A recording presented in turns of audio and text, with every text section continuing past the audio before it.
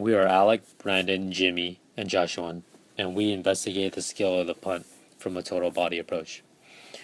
In American and Canadian gridiron style football, the punt is a kick performed by dropping the ball from the hands and then kicking the ball before it hits the ground. The designated punter will catch the ball, step forward, drop the ball towards their foot at the right angle in order to kick it down the field to the opposing team. The punt will occur when the team has reached fourth down and instead of attempting to go for a first down, they'll return the ball back to the receiving team by a punt. The punt enables the team to push the ball further down the field, farther away from the end zone, which their opposition is trying to score, in hopes of giving their receiving team a field position that is more advantageous to the kicking team when possession changes. Developmental stages of the punt. Stage 1 of the punt is described as a performer that is stationary as the hands and feet prepare for punting, with the ball held at waist height or higher before placing it in position for punting. The ball may be manipulated in different ways for punting. It may be held with both hands as the punting foot is elevated forward and upward with hip and knee flexion. This technique represents a push when the ball is made contact with the plantar side of the foot. Another technique of this stage is if the performer tosses the ball in the air and the performer moves forward to get into punting position, or trying to kick the ball after bouncing it off the surface. Whatever the technique may be, this stage is characterized as a stationary preparatory phase and flexion of the hip and knee of the punting leg. Developmental stage number 2 of the punt. This stage is characterized as a performer in a stationary preparatory phase. The ball is held with both hands and may be dropped or tossed forward or upward before punting it with the foot. The kicking leg is flexed at the knee with the thigh perpendicular to the surface or behind the mid-frontal plane. As the punting leg excels forward, the momentum of the force may carry the performer forward a step. However, the force is usually upward, causing the performer to step backwards after completing the punt. Developmental stage number 3 of the punt. This stage is characterized by the performer of the punt moving forward with one or more steps in preparing to punt the ball. Generally, the performer will expel the ball in a forward and downward direction. And in the punting leg, the knee is flexed 90 degrees or less, and the thigh is farther behind the mid-frontal plane in stage 2 due to the stepping action. The follow-through of the striking leg usually carries the punter further ahead than the position in which the ball was kicked, due to the force that was generated. The last and final developmental stage of the punt. Developmental stage number 4 of the punt is characterized as a performer with a rapid approach. That rapid approach usually contains one or more steps that result in a leap before kicking the ball. If the leap does not take place, forward momentum is usually generated by taking a large step. Foot to ball contact is made at or below knee height due to the ball being released in a forward and downward direction. The momentum resulting from the leg swing carries the punter off the surface in an upward and forward direction after the punt is completed. In this part of the video, we will take a more in-depth look at the developmental stages of punting when using the full body approach. The full body approach takes a look at how the whole body moves when performing a certain movement. In this case, there are 4 stages of development which can be seen. An example of each of the stages will be performed by various age groups, the youngest being 3 years old and the oldest being 68. The first stage has the most basic set of movements. It usually involves younger children that are not able to perform more complex movements. As you can see in this scenario, the little girl is unable to take a step, so she remains stationary. This is one characteristic of stage 1 individuals. The biggest similarities among this stage is that the individual tends to be in a stationary, preparatory position and performs flexion at the hip and knee of the punting leg. These characteristics can be seen within this little girl. The second stage is very similar to the first stage. However, small added movements tend to be seen as well.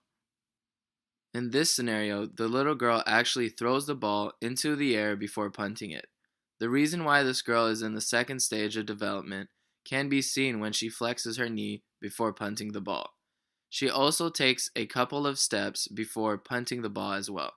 Unfortunately, this may have caused more difficulty for her, resulting in the ball hitting her shin instead of her foot. For example, this 11-year-old girl takes a couple of steps before she kicks the ball, which can be classified in the third stage of development. Also, you are able to see the follow-through of her punting leg that occurs after the ball is punted.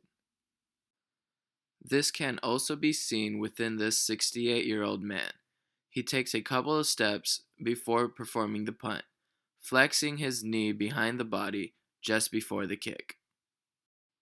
The fourth stage differs from the third stage due to more movement occurring during the steps before the punt, as well as having a more rapid approach. Throughout all these various videos, you are able to see a rapid approach to the ball before punting it. The steps by these individuals speed up before they punt the ball. This is just one characteristic of the fourth stage. Most of these individuals also create enough momentum from the swinging leg, which sometimes carries the punter off the surface of the floor and upward when performing the punt.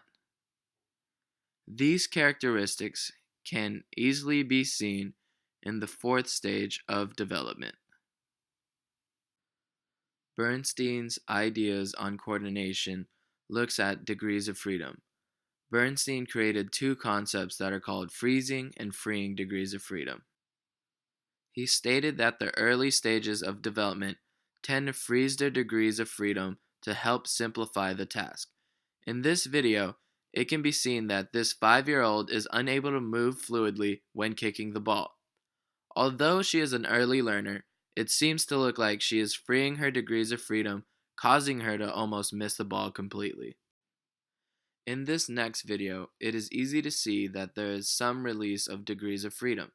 She adds in more of an angle at the flexion of her knee as well as more control. She can be classified as a mid-learner based on an increase of range of motion around the force-producing joint. This next video shows that this teenage male is able to perform the task relatively well, causing him to free up his degrees of freedom.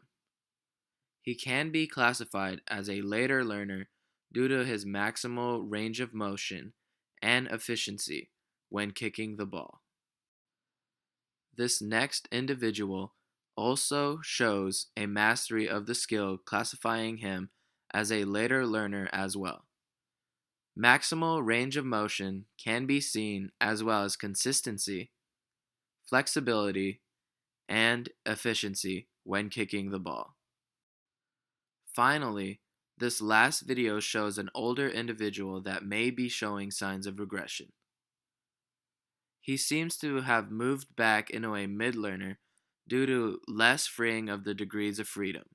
However, he still shows an increase in range of motion around the force-producing joint. Here we have our 14-year-old test subject. He's in his third developmental stage of punting.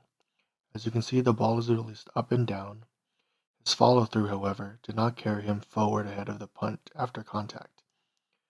Some individual constraints could be motivation, as the subject did not seem to be fully motivated to perform the task.